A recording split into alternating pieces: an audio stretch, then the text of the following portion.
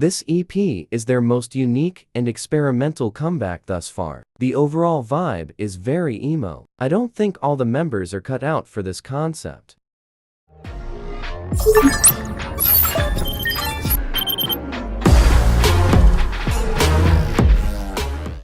This concept is completely different for IVE visually, audibly, and emotionally. Their first EP, Mine, has elements like retro rock and electric synth pop. Their mini-album consists of 6 tracks and 3 title tracks. This EP is their most unique and experimental comeback thus far. The overall vibe is very emo. I don't think all the members are cut out for this concept. Still, I'm glad they're trying new things and continuing to make good music. Before the album dropped, they gave us a taste of the album by releasing 2 songs with music videos. It's 2 a.m.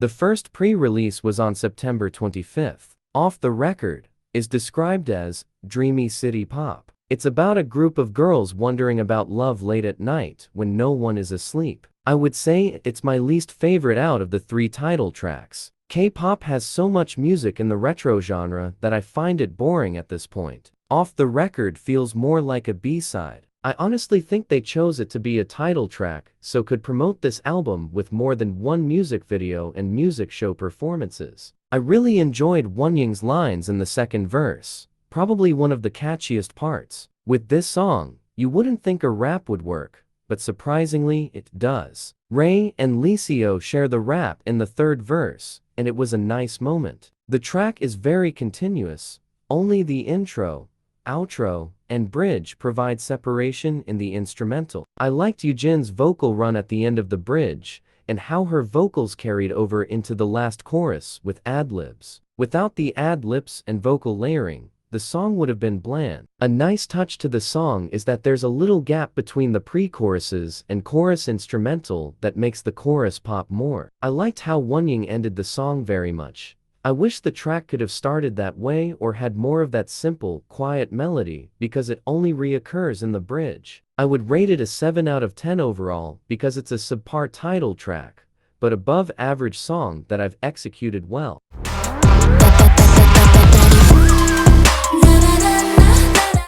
Moving on to Baddie. It does not sound like what I would choose as a title track. This track is probably the most unique so far. To me, Baddie sounds like a combination of Savage from aespa and anything from Blackpink. The structure is very similar to what Blackpink would release. Baddie starts off with an immediate chorus. Verse 1 has Wonyoung sing in a lower tone, followed by Liz coming in with the higher and faster pitch. In the last bit, Ray comes in with a rap that leads to the pre-chorus. I really like Yujin's pre-chorus and the vocal effects they used. It's not very long, but it perfectly fits with the song. Then, in the second chorus with Wonyoung and Yujin, I find the members' voices unfitting. Knowing the previous songs, it feels like they're trying to be something they're not, especially Wonyoung. The refrain bit after the chorus is what I find to be most like Blackpink songs. Blackpink songs heavily rely on the instrumental and simple lines or words. In verse 2, we finally get a full,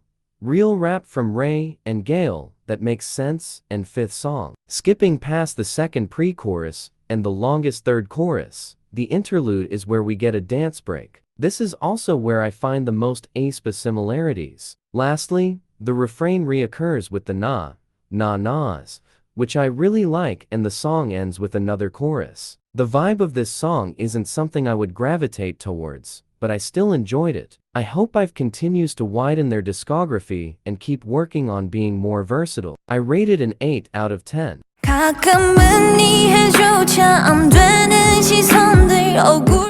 Next, the third and last title track for this album, Either Way, is probably the most vocal-based thus far. This track is very emotional and deep.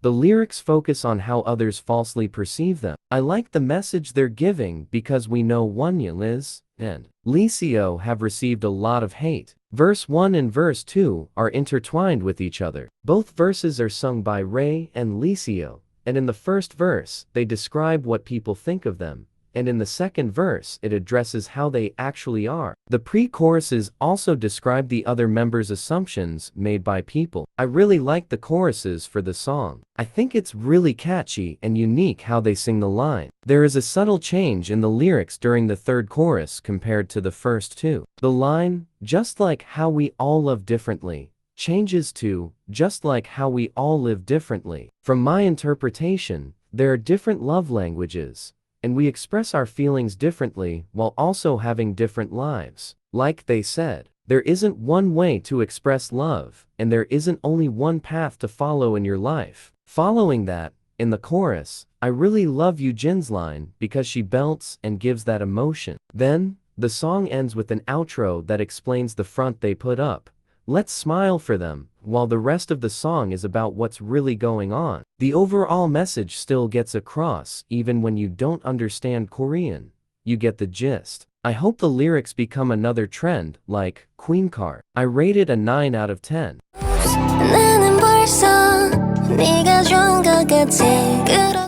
The fourth track on the I Mine album is Holy Moly. I wasn't really vibing with it at the beginning. It starts with this western, like Wild West, country music. Then a brass instrument comes in, and it remains consistent throughout verse 1 till the pre-chorus. That's when the track gets better. The pre-chorus shows off Eugen's and Liz's vocals. I realized throughout this album, Eugen has been showcasing her vocals a lot. Verse 2 has the duo Ray and Gail rapping again. I like this part because the rest of the track has a lot of chill parts, and the part brought energy and little variation to the rest of the song. Going to the chorus, there are a lot of harmonies and a really intense beat. On the last chorus, there is an anti-drop which I don't prefer, but I really like the background vocals. My favorite part of Holy Moly is probably the chorus. Just like everyone else, I rate this song an 8 out of 10.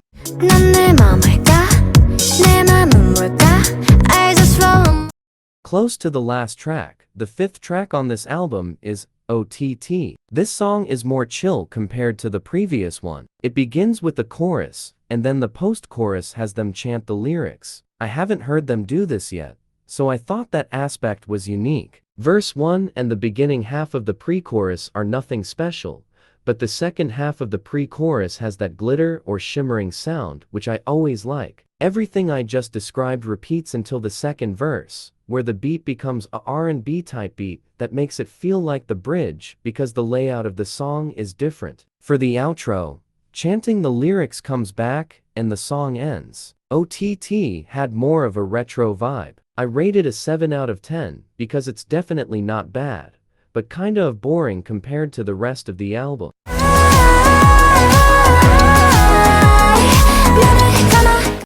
The final song on this album is called Payback, my favorite song on the album. This track sounds really nostalgic for me for some reason. One of the instruments at the beginning makes the instrumental sound like a nursery rhyme, but I like it. Liz's tone in the pre-choruses is so beautiful. I like how the choruses have a powerful beat while the members sing really softly. I like the approach they took when they delivered the first line of the chorus as well. Singing with a light tone then dropping to a deeper voice makes it easily my favorite part of the song altogether. The post-chorus has those same simple lines, just like Baddie. In the bridge, the instrumentation totally changes. It changes to a rock genre with an electric guitar and the same instrument from the beginning. Payback was a great song to end the album with. While the album starts with a more chill vibe, it consistently changes, and Payback lets you leave feeling good. I rated a 9 out of 10.